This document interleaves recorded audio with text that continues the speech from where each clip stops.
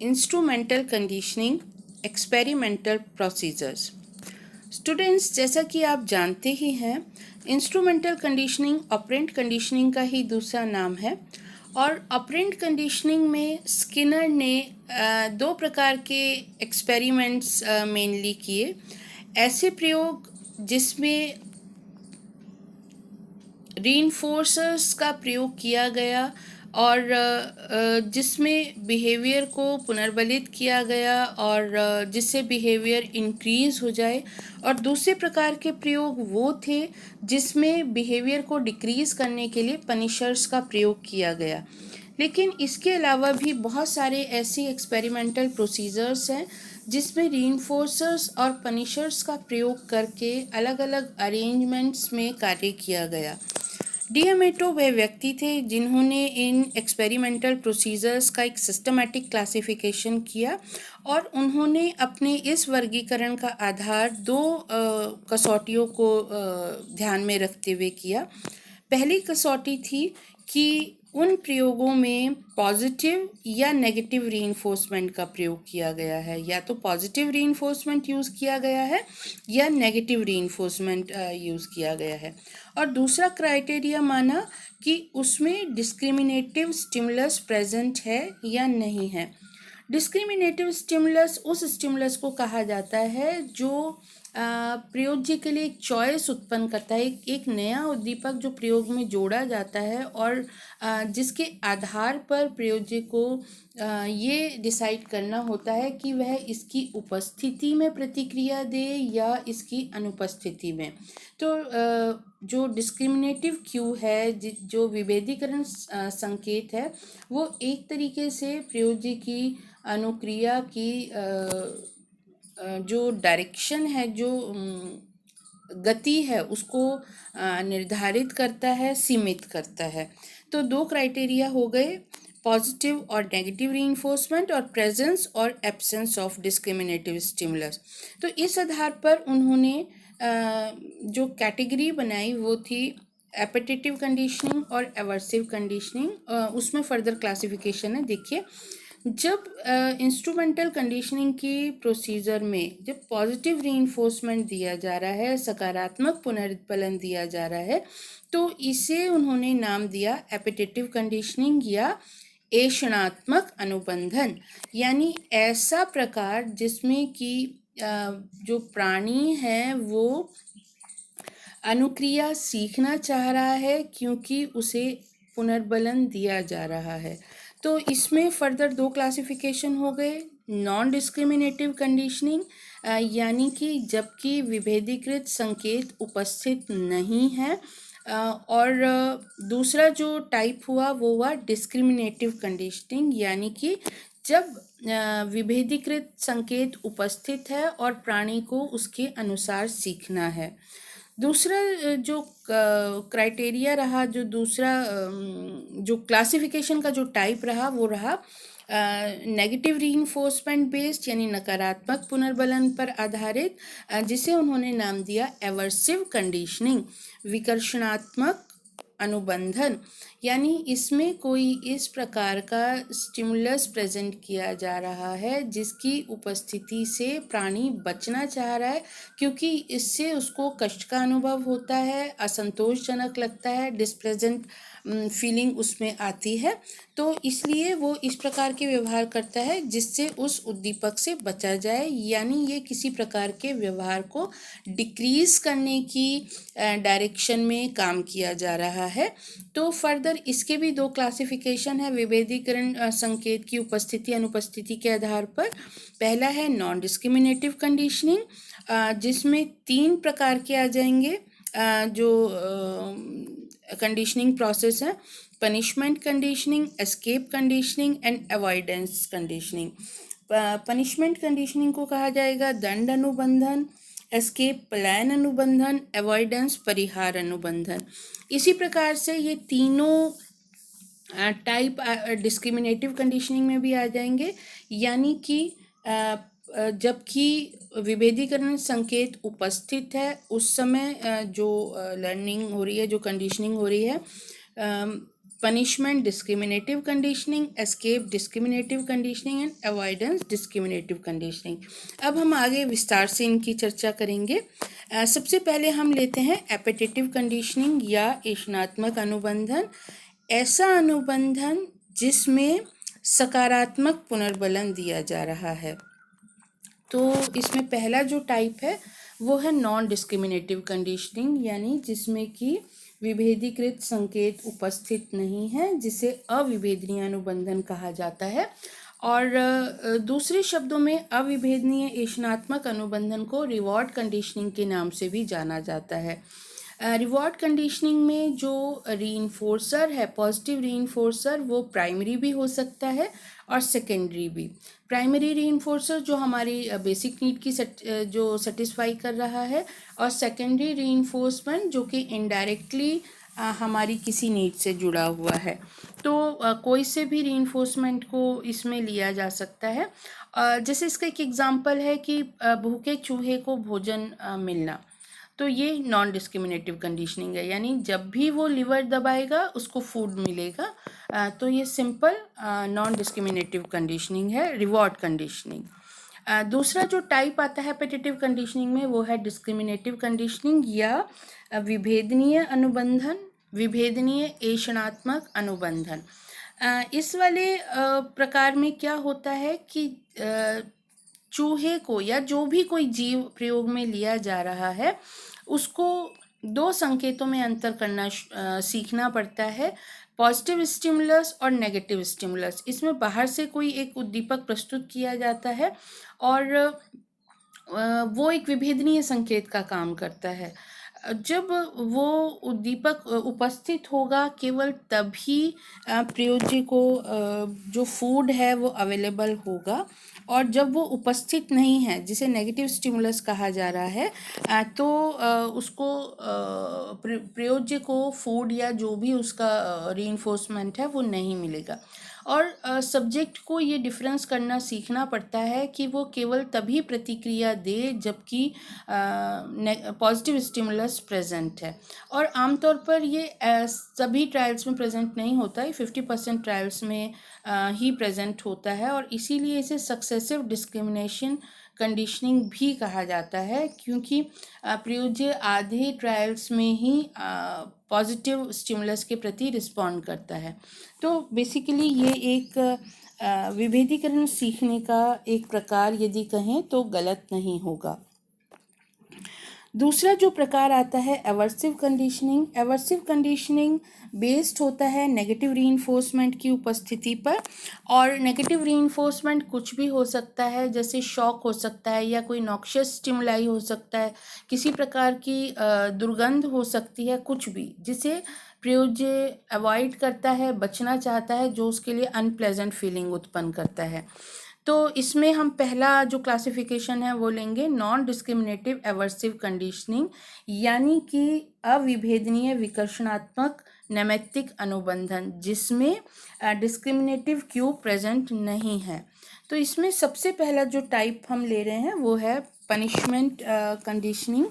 Punishment conditioning में क्या होता है कि प्राणी या प्रयोज्य की अनुक्रिया पर ऋणात्मक पुनर्बलन दिया जाता है, और जिससे जो प्राणी है जो उसको रिस्पॉन्स आता है वो उसे छोड़ना पड़ता है।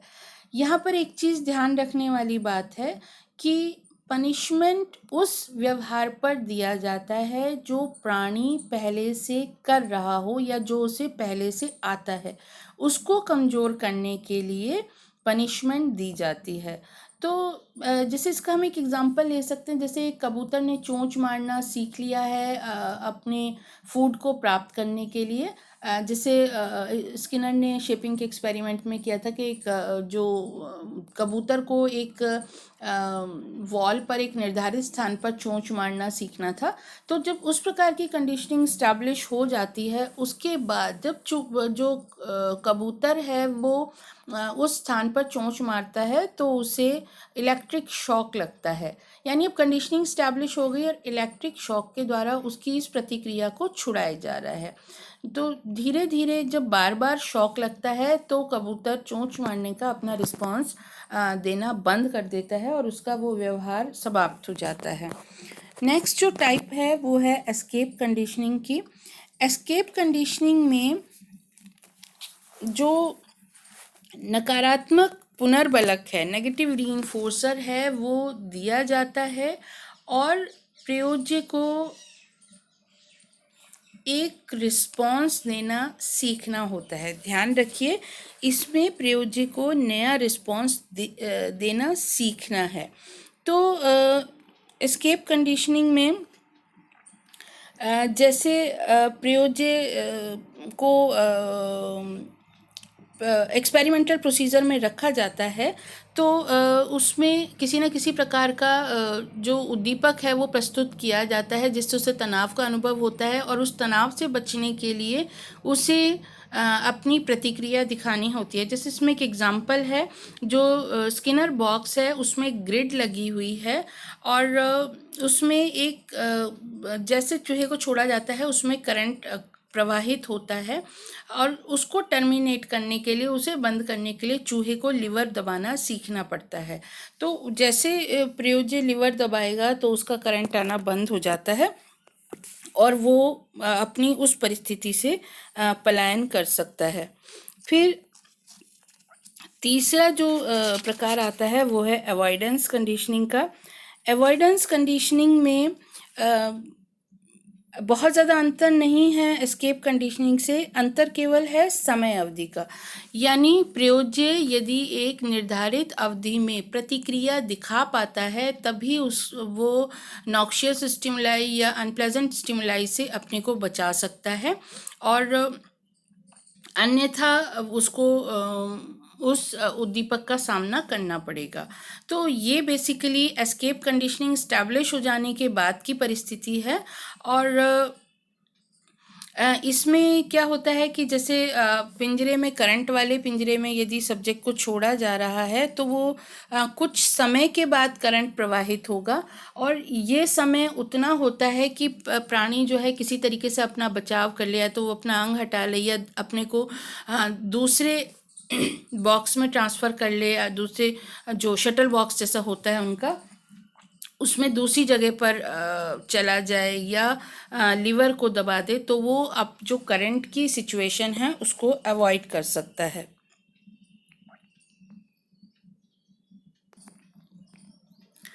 नेक्स्ट टाइप आता है डिस्क्रिमिनेटिव एवर्सिव कंडीशनिंग, यानी विभेदनीय विकर्षणात्मक नैमित्तिक अनुबंधन का। इसमें भी वही प्रकार हैं जो नॉन डिस्क्रिमिनेटिव एवर्सिव कंडीशनिंग में थे और इसमें अंतर क्या रहता है कि उद्दीपक संकेत की उपस्थिति विकर्षणात्मक उद्दीपक के घटित होने का संकेत देती है और बाकी सारी प्रक्रियाएं समान रहती हैं। तो हम देखेंगे क्या होता है इसमें। डिस्क्रिमिनेटिव पनिशमेंट यानी कि विभेदनीय दंड अनुबंधन में जो एक संकेत है वो उपस्थित होता है, जबकि जैसे ही उस संकेत की उपस्थिति पे प्रयोज्य रिस्पांस देगा तो उस समय जो नेगेटिव स्टिमुलस है वो प्रेजेंट होगा, यानी कि उसके दंड की उपस्थिति होगी। और जो प्राणी है उसको ये डिफरेंस करना सीखना पड़ता है कि जब वो दंड उपस्थित हो रहा है, जब वो कष्टकारी उद्दीपक उपस्थित हो रहा है, उस समय अपनी जो प्रतिक्रिया है उसको रोक ले, तो वो दंड से बच सकता है, दंड को अवॉइड कर सकता है। तो जैसे जो पनिशमेंट कंडीशनिंग है, डिस्क्रिमिनेटिव पनिशमेंट कंडीशनिंग है, उसमें से कबूतर को चोंच मार के भोजन प्राप्त करना है या चोंच मारने का जो उसका रिस्पॉन्स है वो कंटिन्यू करना है। तो जबकि एक बल्ब जलता है, लाइट आती है, लाइट का संकेत दिया जाता है, तो उसकी प्रेजेंस को समझते हुए कबूतर अपने रिस्पॉन्स को रोक सकता है, यानी वो चोंच मारने की प्रक्रिया को रोक सकता है और करंट से बच सकता है। वास्तविक जीवन में रियल लाइफ में इस तरीके के जो अवॉइडेंस कंडीशन डिस्क्रिमिनेटिव पनिशमेंट का जो एग्ज़ाम्पल है वो एक बहुत अच्छा एक एग्ज़ाम्पल दिया जा सकता है कि बच्चे स्मोकिंग करते हैं, मतलब किशोर अवस्था में या जब भी एज में स्मोकिंग कर सकते हैं और पेरेंट्स इसके लिए उन्हें डांटते हैं। लेकिन जो यदि फ्रेंड्स की उपस्थिति में बच्चे स्मोकिंग कर रहे हैं या कुछ इस तरीके का बिहेवियर कर रहे हैं तो वो दंडनीय आमतौर पर नहीं होता। तो इसमें यही कि जब पेरेंट्स उपस्थित हैं तब बच्चे स्मोकिंग ना करें और जब फ्रेंड्स हैं तो वो स्मोकिंग कर सकते हैं। वैसे तो स्मोकिंग करना अच्छी बात नहीं है, लेकिन जस्ट एग्जांपल के लिए मैं आपको समझा रही हूँ। तो उस समय पेरेंट्स की उपस्थिति में स्मोकिंग ना करके बच्चे दंड से बच सकते हैं। दूसरा जो है वो है discriminative escape conditioning. Discriminative escape conditioning में क्या रहेगा, विभेदनीय पलायन अनुबंधन। और इसमें ये जो प्रायोगिक व्यवस्था है ये लैब में आसानी से इस्टेब्लिश हो सकती है, लेकिन आमतौर पर इसको बहुत यूज़ नहीं किया जाता। इसमें क्या है कि एक क्यू उपस्थित किया जाता है जबकि उससे बचाव जो जो जो दीपक है, नेगेटिव रीइंफोर्सर है, उससे बचाव पॉसिबल है और प्राणी उस समय प्रतिक्रिया देकर अपना बचाव कर सकता है। जैसे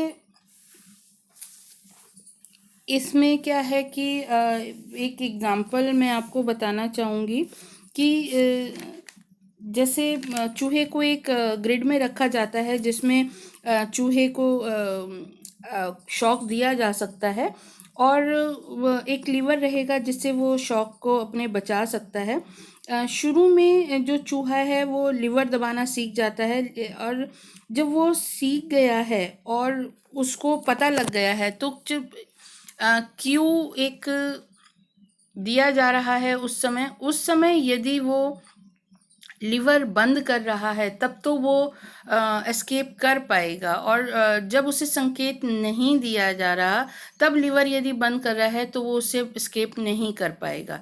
तो प्रयोज्य को ये संकेत समझ में आना जरूरी होता है कि लीवर किस समय प्रेस करना है जब वो करंट से बच सकता है।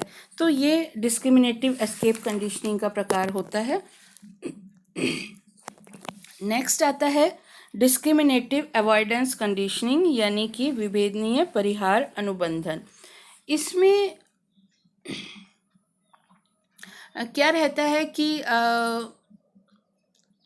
जब संकेत दिया जा रहा है उसके कुछ समय अंतराल तक इतनी अवधि रहती है कि प्रयोज्य उस समय यदि रिस्पॉन्स कर रहा है तो वो एवर्सिव स्टिमुलस को अवॉइड कर सकता है और प्रयोज्य को इस संकेत का ध्यान रखना होता है कि उसको जब संकेत है तभी उसको अपनी प्रतिक्रिया देना है। इसके अलावा जब वो रिस्पॉन्स शो कर रहा है यानी बचने की कोशिश कर रहा है उस समय उसकी जो एक्टिविटी है वो किसी काम की नहीं होती।